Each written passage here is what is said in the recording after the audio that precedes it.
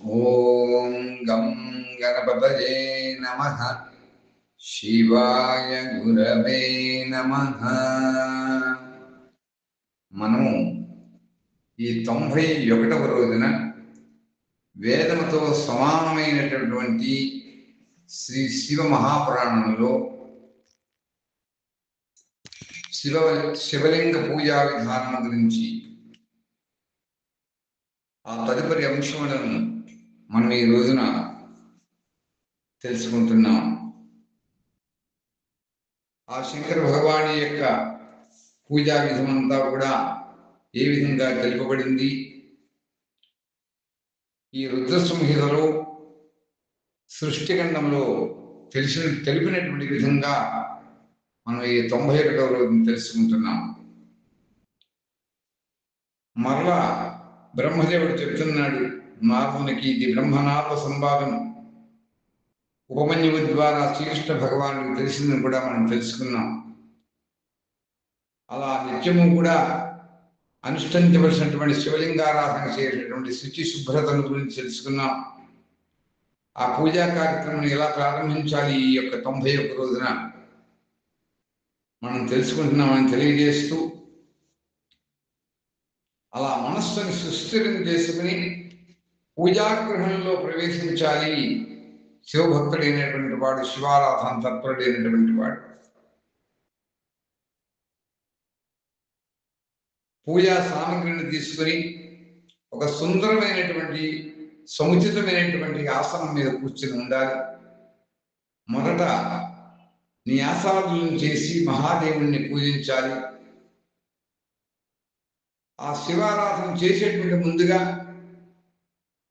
వక్రతుండ మహాకాయ కోటి సూర్య సమప్రభ నిర్విఘ్నం కురుమే దేవ సర్వకార్యేషు సర్వదా, అన్ని కార్యములు కూడా నిర్విఘ్నంగా పరిసమాప్తి అవ్వడం కోసం మనం అందరం కూడా గణపతిని ఆరాధన చేస్తాం. ప్రమద గణములకు ఆధిపత్యం వహించినటువంటి గణనాయకుడు, విఘ్నహర్త విఘ్నకర్త అయినటువంటి ఆ గణనాథుడిని పూజించాలి. ఏ పూజ చేసినా కూడా అలాగే శివారాధన చేసేటువంటి ముందు కూడా గణపతిని ఆరాధన చేయాలి.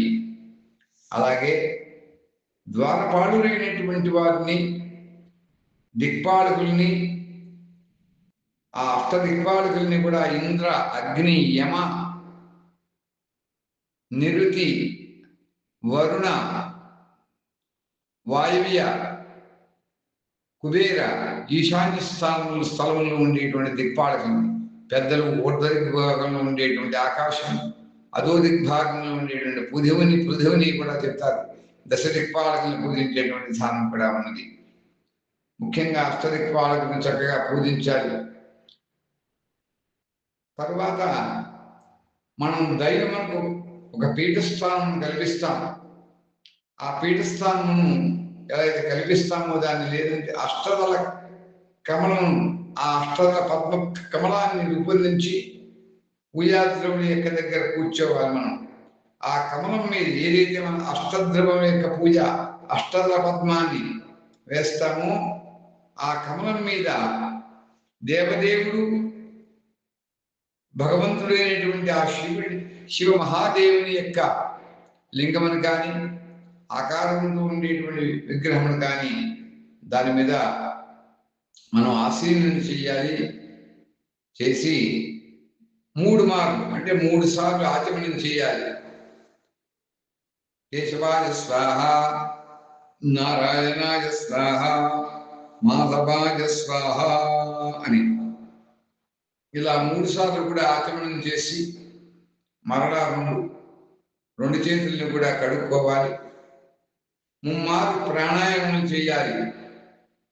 ఓం ఓం ఓం అని ఈ ప్రణవ మంత్రంతో ప్రాణాయామం చేసి మధ్యమ ప్రాణాయామమున అనగా కుంభకము చేసేటువంటి సమయంలో మరల త్రినేత్రధారి అయినటువంటి ఆ శివుడిని కూర్చి ధ్యానించాలి భక్తితోటి.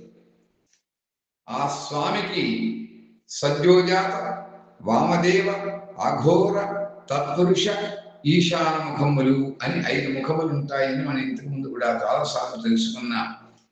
అలాగే ఆ శివదేవునికి 5 ముఖములు 10 భుజములు ఉంటాయి. శుద్ధ స్ఫటిక సంకాశం అంటాం.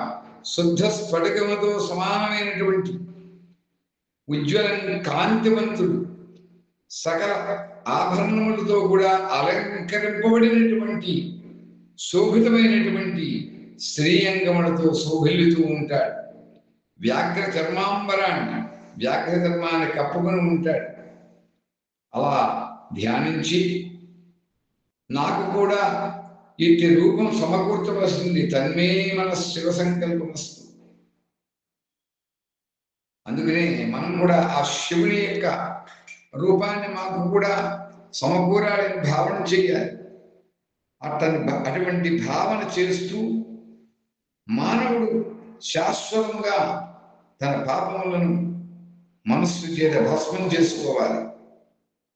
ఈ విధంగా శివుని యొక్క శరీరమునే ధరించినట్లుగా మహాన్యాసంలో చెప్పినట్లుగా మన అన్ని యొక్క అంగముల యందు కూడా న్యాసం చేయడమే మహాన్యాసం. ఆ నా రుద్రో రుద్రమక్షయే, నీవు రుద్రుడు అవ్వకుండగా రుద్రారాధన చేయకూడదు అని చెబుతుంది మహాన్యాసం. నా రుద్రో రుద్రమక్షయే ఏవన్యాస విధిం కృత్వా తతః సంపుడమారవేద్. అన్నీ కూడా అన్ని అంగముల యందు కూడా న్యాసమును ఎందు ప్రతి అంగము యందు కూడా శివుణ్ణి స్థాపితం చేసుకుని మన శరీరంలో ఆ పరమేశ్వరుడు ఆవాహితమయ్యాడని భావించి మనం కూడా శివుడి యొక్క స్వరూపమే అని భావించి అప్పుడు ఆ మహేశ్వరుణ్ణి ఏ అష్టదళ పద్మం మీద మనం శివలింగమును కానీ ఆకారంతో ఉన్నటువంటి విగ్రహమును కానీ పెడతామో దానిని తప్పకుండా దాంట్లో మహేశ్వరుడు ఉన్నాడని భావించి భావనా మాత్ర సంతుష్ట హృదయాయే నమః అని మనం లలిత అష్టోత్తరంలో చెప్పుకుంటా. భావనోపనిషత్తులో కూడా మన భావన గొప్పది, భావన చేతనే సర్వము కూడా సిద్ధిస్తుంది.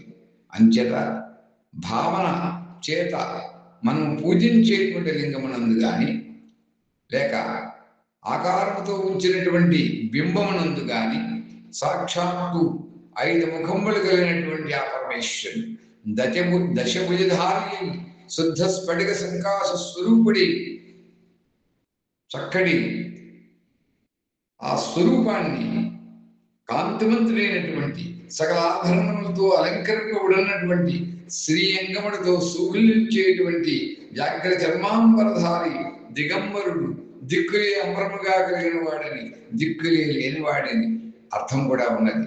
అటువంటి ఆ మహేశ్వరుని, ఆ దేవదేవుణ్ణి, ఆ భక్తవత్సలుని, బోళా శంకరుడిని మనం భక్తి శ్రద్ధలతో ఉమాదేవితో కూడి ఉన్నటువంటి ఆ విశ్వజననీ జనకులను మనము మన యొక్క పాపమును భస్మం చేసుకున్నామని భావించి తదుపరి ఆ శివదేవుని యొక్క ఆరాధన పూజించాలి అని మనం ఈ శివ మహాపురాణంలో తెలుపబడింది.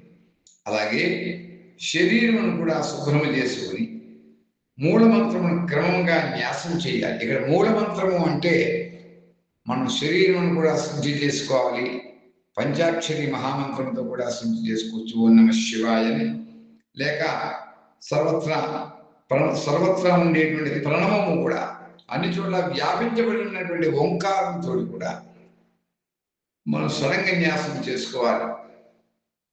అలాగే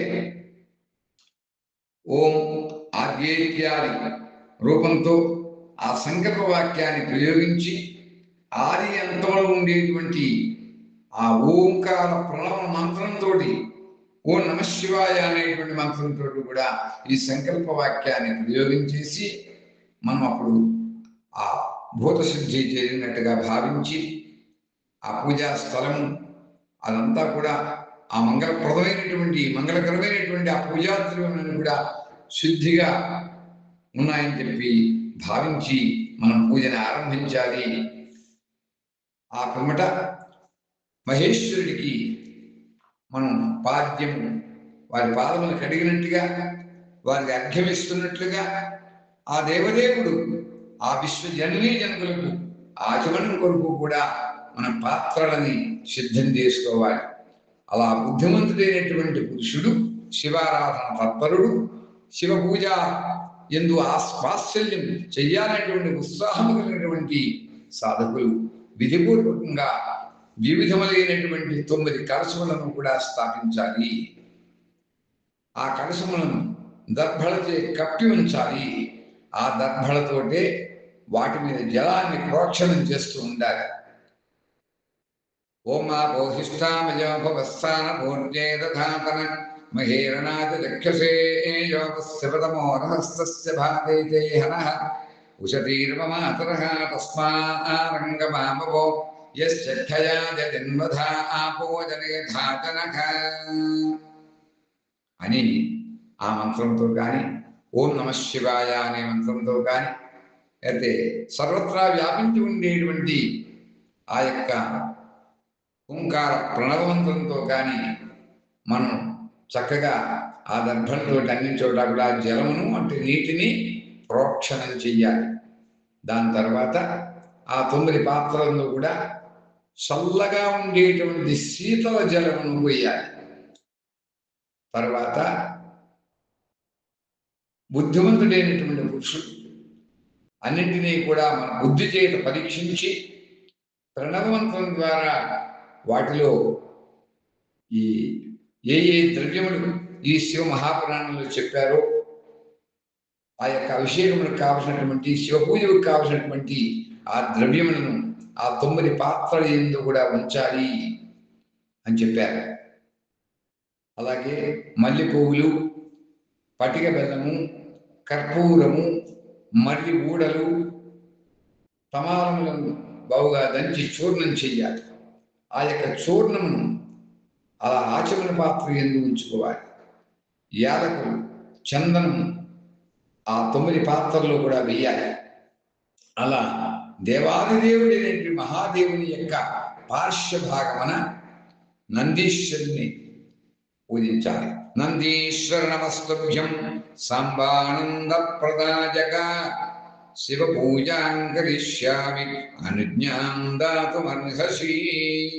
ఓ నందీశ్వర, నేను శివారాధన చేస్తున్నాను, నాకు అనుజ్ఞ ఇయ్యవలసింది అని దీని యొక్క భావం అని తెలియజేస్తూ ఈ రోజు మనం స్వస్తి చెప్పుకుంటున్నాం. స్వస్తి ప్రజాభ్య పరిపాలయంతాం న్యాయేన మార్గేణ మహిం మహీషాః గోబ్రాహ్మణేభ్యః శుభమస్తు నిత్యం లోకాః సమస్తాః సుఖినో భవంతు. ఓం స్వస్తి, ఓం స్వస్తి, ఓం స్వస్తి.